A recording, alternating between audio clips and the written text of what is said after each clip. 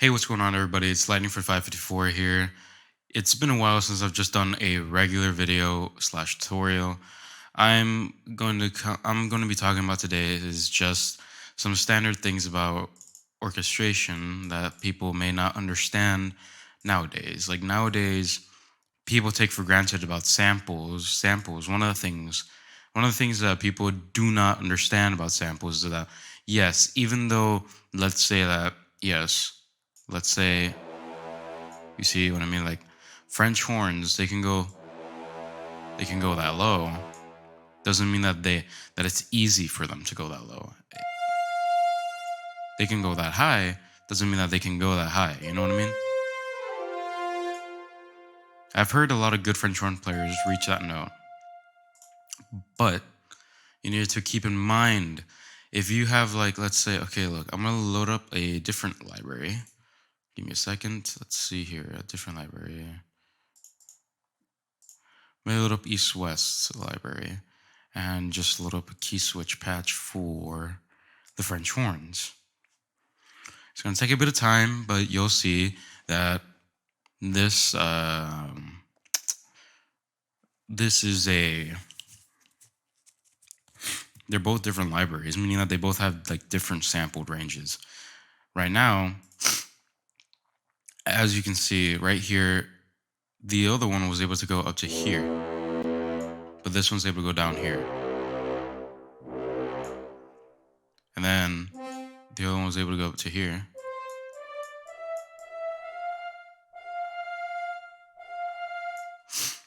And East West, they didn't put as much, like, I don't know how to say it. They didn't put as much.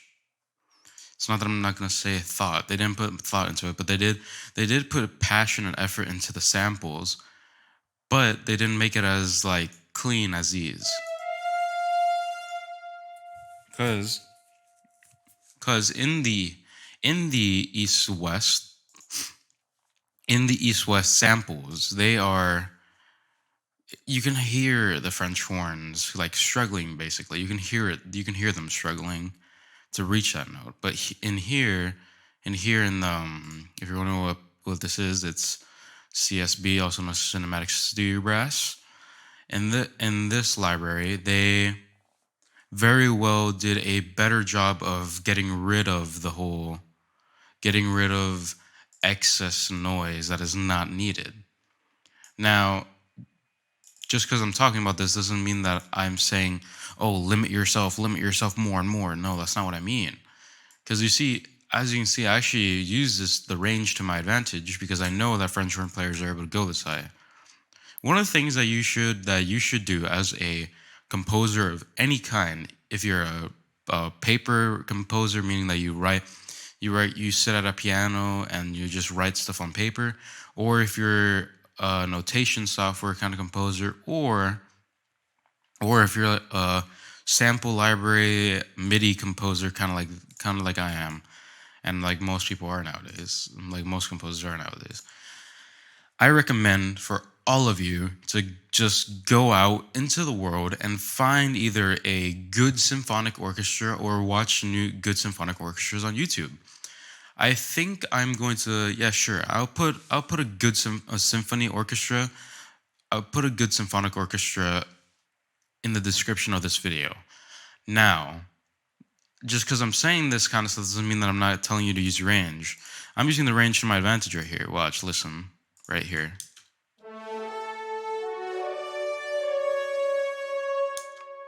You see what I mean? Like that's kind of hard to hit. That's hard to hit for this instrument, especially.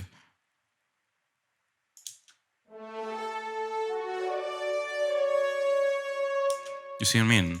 It's very high, but I know that players can do that kind of thing. I also know that people may be saying that, oh, for flutes and stuff, people always think that, oh, flutes are always runs and runs like this. People always think that flutes and or piccolo, they always think that, you see what I mean? People always think that they're just, oh, they're runs, that's all they do. You see what I mean? They always think that it's just runs, runs. That's not true, because that's not all that flutes and piccolos do. They don't just, you see what I mean? They don't just do runs. They can do runs, which they are a preferred instrument for runs. And it's kind of like, but guess what else it can do runs? Violins. But, but, and hear me out right here. If you're going to use runs in woodwinds, give them the melody as well, because there's no point in just putting runs and not having the rest of them play it.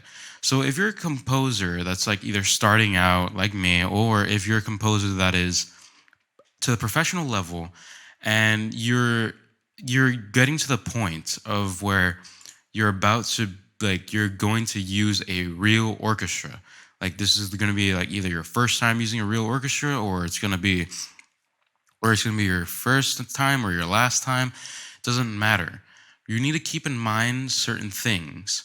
Now, don't be like other composers where they limit themselves so much that they basically have to restrict themselves and confine themselves to something. Like, some composers think that they have to restrict themselves to, like, oh, if I can't, if this is a hard note to hit, guess what? Like, if this is a hard note to hit, like, guess what? I can, like, let's say that they say, okay, I'm limiting myself to this note, to this note. But that's just not true. You can't limit yourself to these kinds of notes. It depends on which instrument, because if you know the instrument families, string instruments are easier. They can go high up, as high as you can. You see what I mean? They can go that high because of how they're string instruments. They use fingers.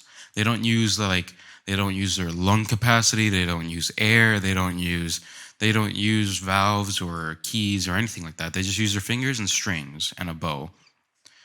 It may still be hard for them to do that, but that doesn't mean that it's impossible. But for when it comes to brass and or woodwinds, keep in mind that players have to breathe. Now, that doesn't mean that you have to be like, oh, I'm just gonna cut off everything. You know what? I'm just gonna cut off all these notes like this. I'm gonna cut off all these notes like this, so that, look, watch right here. That's the wrong one. Hold up. Give me a second. There we go.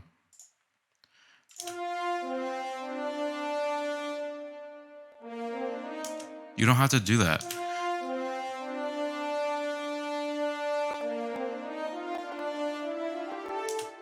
You can leave it connected. You can leave that all connected.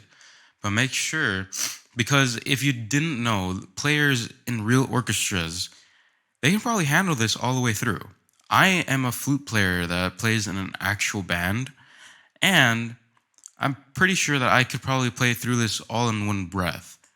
Meaning that, like, okay, so here's a little thing that I want you to do. So try to just take a big deep breath of air while you're composing, and then if you're a notation and or MIDI composer like this, just click play, and next to you, and then breathe all the way through it. And if there's a certain part that you cannot, like, reach, if you can't reach all the way to, like, the end, let's say you can't reach all the way to all the way over here, but you can reach to around right here, that gives you that's a pretty good indicator of where you should very well give them a break. If you don't want to do that, then what you could do is just add a little, like, pauses. Because if you go, ba, ba, da, da, ba, ba, you see what I mean? It's like you can do, like, little breaths. Because even though you can do things like that, doesn't mean that you should. I'm just saying. This is just a little bit word of advice from me personally, especially because of how I've learned this very quickly. It's very easy to kind of get a little bit of a misconception of what players can play and what players can't play. Okay? Because there are things that players can play that you would never have expected, right? If you really want to be like, okay, I need to compose for this specific instrument. Let's say I need to compose for, I don't know. Let's just keep using French horn, for example. Let's say I need to use French horn, and you're wondering, oh, is this rhythm possible right here? This rhythm right here. I'm going to show you this rhythm.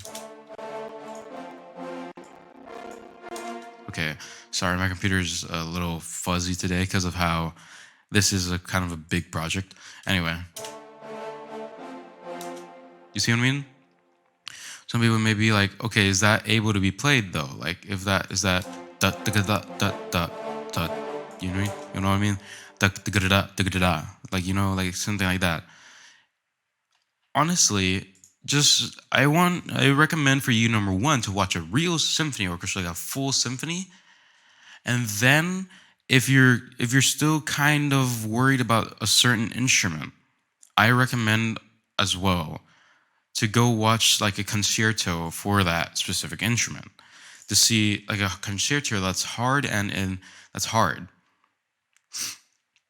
Because if you watch that concerto, you're probably going to find a lot of like things that are specifically made for that instrument, meaning that this instrument can do it but no other instrument can. Doesn't mean that it's impossible for other instruments to do it. Just means that this instrument can do it probably better than most other instruments in certain cases. Okay, I mean that's kind of all I wanted to talk about. So now in this segment, I want to give you guys a tad bit of an update. If you're wondering why my audio quality has gotten better, it's because I got a new microphone.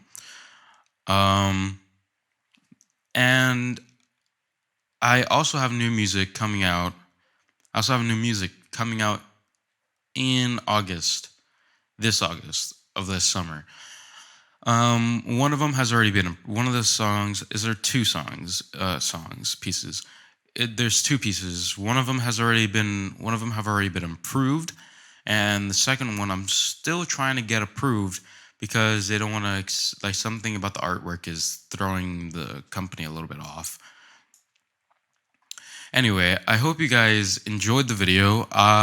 Leave down in the comments what you want me to talk about. Personally, just suggest anything. Suggest anything, and I will most likely make a video on it whenever I can. Because honestly, I'm getting this. I'm being a composer. I'm getting better and better as I go. And honestly, if you give me suggestions about what I should do, maybe it's something that maybe if you suggest something and I don't know it, that may mean that I could learn it and then teach you guys. One of the things I've learned is actually orchestration. So if you guys want orchestration tutorials, then go ahead and comment below. If you really do want to support the channel, please subscribe. I will be posting more regularly. I know this was a little bit of a long, another break that I had, quote unquote break, meaning that I was doing the YouTube thing like a hobby. I already explained this in my last video. If you're wondering why I don't post as much on this channel as other YouTubers or anything like that, please refer to the last video I made. Anyway, I hope you guys enjoyed this video, and I'll see you all in the next one. Peace.